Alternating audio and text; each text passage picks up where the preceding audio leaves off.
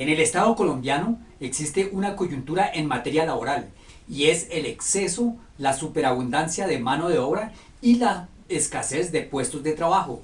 Nuestro ordenamiento jurídico, basado en la Constitución Nacional, crea políticas para solucionar estos problemas, como por ejemplo la Ley 789 de 2002, que está enfocada hacia el aumento de empleo, hacia el apoyo al empleo, creando nuevas plazas y aumentando la cobertura en la seguridad social. Entonces, para ello recurre a modificar artículos del Código Sustantivo de Trabajo, como el artículo 160 que tiene que ver con el trabajo diurno y nocturno y el artículo 179 que tiene que ver con el trabajo en horas festivas.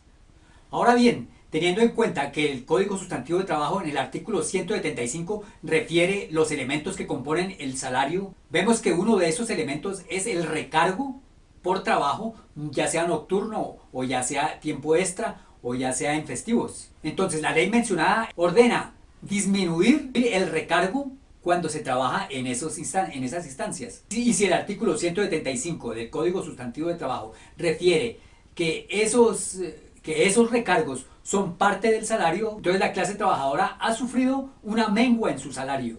Pero un sector de la clase trabajadora, que son los que devengan el salario mínimo, tienen mayor afectación, porque su salario ya era precario. Y justamente son este tipo de trabajadores los que más recurren al trabajo en tiempo suplementario. Y esto con el ánimo de mejorar su salario en algún porcentaje, el cual ya está en un tope mínimo.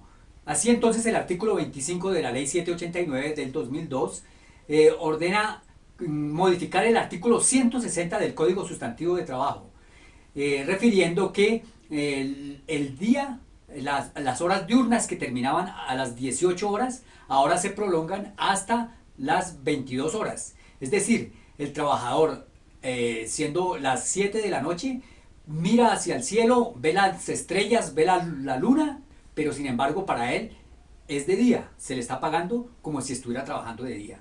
Es decir, pierde un 50% en el recargo, porque con la ley anterior su recargo era del 75% cuando trabajaba de las 18 horas a las 22 horas. Lógicamente con la ley 1846 en el año 2017 se rebajó una hora, pero entonces en este tiempo el trabajador pierde un 50% del recargo nocturno, puesto que antes se le pagaba cada hora que trabajara en horario nocturno se le pagaba 75% de recargo si estaba trabajando tiempo extra en horario nocturno. Pero entonces ahora, si está trabajando tiempo extra, después de las 18 horas, esto solamente le va a recargar un 25%, que es lo correspondiente a el recargo diurno. Y el artículo 26 de la misma ley ordena modificar el artículo 179 del Código Sustantivo de Trabajo, el cual refiere que cuando se trabaja en horario dominical o festivo, se debe recargar, si es tiempo extra, en un 100%. Esa era la ley anterior. Con esta nueva ley, ahora solamente tiene un recargo del 75%. Allí pierde un 25% del recargo. Entonces, todos los trabajadores en general, pero poniéndole la lupa a los trabajadores del salario mínimo, han tenido una regresión en materia económica. Y al colocar a ese trabajador del salario mínimo frente al Estado, debemos remitirnos al artículo 2 de la Constitución Política de Colombia, el cual refiere los fines esenciales del Estado. Entre ellos está lograr la prosperidad de todos los ciudadanos. Si se habla de todos los ciudadanos, debe incluir también a los trabajadores que devengan un salario mínimo. También la Declaración Universal de los Derechos Humanos en su artículo 25 refiere que los estados deben adecuar el camino para que sus ciudadanos logren los objetivos, las metas que se proponen. Y asimismo, Ramiro Borja en su escrito refiere que la razón de la creación de un Estado es justamente buscar el bienestar de todos los ciudadanos. Por lo tanto, los trabajadores que vengan un salario mínimo pues no encuentran una fórmula de progreso, y por el contrario, con esta ley 789 del 2002 encuentran es un retroceso. Es decir, que con esta ley 789 del 2002 al trabajador del salario mínimo se le pueden estar vulnerando una serie de derechos, como por ejemplo el ingreso al mínimo vital. El trabajador del salario mínimo, según el Código Sustantivo de Trabajo, en su artículo 145, contempla la definición de salario mínimo, refiriendo que es un derecho que tiene todo trabajador de subvenir, de solucionar las necesidades básicas de él y de su familia. Hace claridad que son las necesidades básicas normales, siendo tan normales la vivienda, la educación, la alimentación, la recreación, la cultura. Todas estas necesidades son muy normales y las necesidades que se crea a sí mismo pasan a ser normales. Las necesidades que le crea el Estado son necesidades normales. Todo esto lo debe solucionar el salario mínimo. Un estudio hecho por Bonilla Guillermo, economista de la Universidad Nacional, que ha hecho varios escritos en esta materia, refiere que en Colombia la base de ingreso no coincide con el valor de la canasta familiar. Rutia Miguel y Mauricio Ruiz, en los libros acerca del salario en Colombia, también indica que desde los años 90 se hacen aumentos por debajo del Producto Interno Bruto en materia salarial.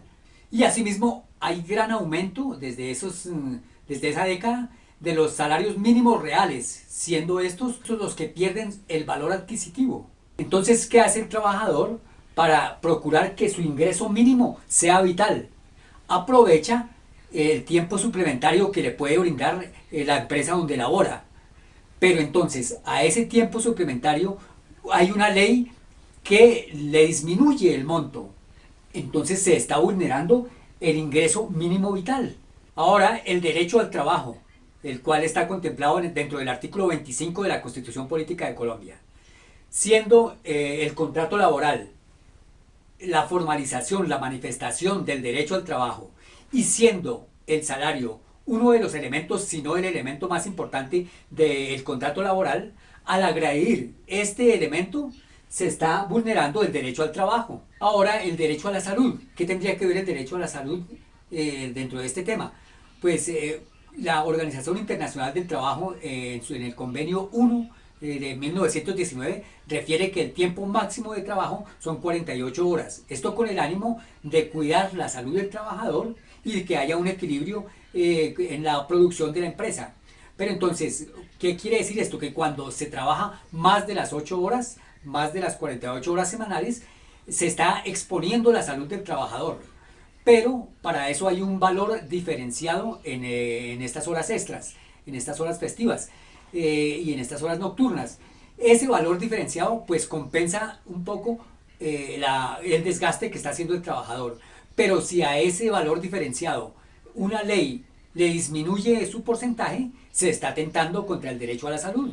Ahora, la Constitución Política de Colombia refiere la dignidad humana en su artículo 1 y la sentencia T-291 de 2016 refiere que para que se configure la dignidad humana deben existir 3 elementos, como son la autodeterminación, la intangibilidad de los bienes inmateriales y ciertas condiciones materiales de existencia. Para el trabajador que devenga un salario mínimo, la autodeterminación es muy difícil, puesto que la autodeterminación es directamente proporcional a la cuestión económica, al factor económico. El trabajador del salario mínimo tiene un salario de subsistencia, solamente le sirve para subsistir. Su autodeterminación llega hasta allí. Intangibilidad de los bienes inmateriales, no humillaciones, no torturas. Para el trabajador del salario mínimo debe aguantar mucha humillación si quiere conservar su puesto de trabajo, el cual le garantiza la subsistencia. Si él no quiere aguantar humillaciones, va a perder su trabajo. Lo mismo tiene, para él es una tortura poder mantener a su familia con este salario precario. Y por eso vemos que muchos de los trabajadores del salario mínimo sufren de acoso laboral. Y ahora bien, ciertas condiciones materiales de existencia. Esto el salario mínimo no lo garantiza. Pero el trabajador, cada vez que tiene la oportunidad de trabajar tiempo extra, festivo, nocturno, busca la forma de que sí sea digna su vida por medio de el aumento en algún porcentaje de su salario. Y si esta ley disminuye ese porcentaje, pues entonces está atentando contra la dignidad humana, la dignidad del trabajador. Desde ese orden de ideas hay una tensión que se genera entre los derechos adquiridos por los trabajadores y la dignidad humana. Entonces, la Ley 789 del 2002, con el ánimo de apoyar el empleo e incrementar la protección social, vulneró algunos derechos de los trabajadores, en especial los trabajadores que devengan el salario mínimo. Se enmarcó en los fines esenciales del Estado, que están enmarcados en la Constitución Política en el artículo 2, pero al hacerlo lesionó el derecho a una vida digna como lo describimos anteriormente. También en el artículo 5 de la Constitución Política de Colombia se basó en ese derecho que habla de los derechos inalienables de la persona y protección a la familia por medio del apoyo al empleo, pero lesionó el derecho al mínimo vital. Corte Constitucional, sentencia T-716 de 2017. También en el artículo 25 habla del derecho al trabajo, en esto también se basó dicha ley, pero lesionó el derecho a un trabajo en condiciones dignas, el mismo artículo. También se basó en lo que dice el artículo 48 de la Constitución Política de Colombia, que refiere la obligatoriedad de la prestación del servicio de seguridad social, la ampliación, pero no tuvo en cuenta que se lesionaba el derecho a la salud, que está inscrito en el artículo 49 de la Constitución Política de Colombia. Asimismo, se vulneraron derechos ciertos e indiscutibles y derechos adquiridos por los trabajadores. Ahora, esta tensión también tiene que ver con los derechos que ha adquirido el trabajador y que son ciertos e indiscutibles. Porque el Convenio 95 de la Organización Internacional del Trabajo, que ratificó Colombia en 1963, refiere la protección al salario. Y el Pacto Internacional de los Derechos Económicos, Sociales y Culturales, en su artículo 2, inciso 1, refiere la prohibición de hacer normas regresivas. Entonces, el trabajador del salario mínimo, como supeditado de estos derechos, porque cumplieron con algún requisito, porque atiborraron los requisitos exigidos para que sea un derecho adquirido. ¿Cuáles serían estos requisitos? Tener un contrato formal y pertenecer a un país que haya ratificado estos tratados. Al ratificarlos, pues se elevan a nivel constitucional, pertenecen al bloque de constitucionalidad. Por lo tanto, se convierten en derechos ciertos e indiscutibles. La Corte Constitucional, en la sentencia 242 de 2009, refiere que para que existan derechos adquiridos, esto deben ser situaciones individuales y subjetivas. Ahora bien, los preceptos que ha ratificado Colombia, las entidades empleadoras, los entes gubernamentales, los legisladores, ellos deben adaptarse a estas medidas internacionales. Este es el derecho objetivo. Y la parte subjetiva es cuando el trabajador reclama que se le protejan esos derechos. Entonces pasan a ser ciertos e indiscutibles, toda vez que son innegables. Por lo tanto, se descarta cualquier incertidumbre de la existencia de circunstancias que puedan desvirtuar estos derechos. Y entonces tienen que ser respetados por leyes posteriores, como la 789 del 2002. Y con ellos no se podrá ni transar ni conciliar. Y toda esta parte tiene un respaldo que es el principio de progresividad. Este principio lo han utilizado la mayoría de los pueblos en busca del bienestar de sus ciudadanos, porque es que los derechos sociales se consiguen siempre de forma progresiva. No es el producto de una generación espontánea el hecho de que hayamos pasado de la esclavitud a un estado de bienestar, a un estado social de derecho. Es el paso a paso de ir derrumbando obstáculos, de ir haciendo protestas de forma legítima, haciendo estudios. Es por eso que cualquier norma regresiva va en contra del principio de progresividad. Nunca se renuncia a lo que ya se ha conseguido.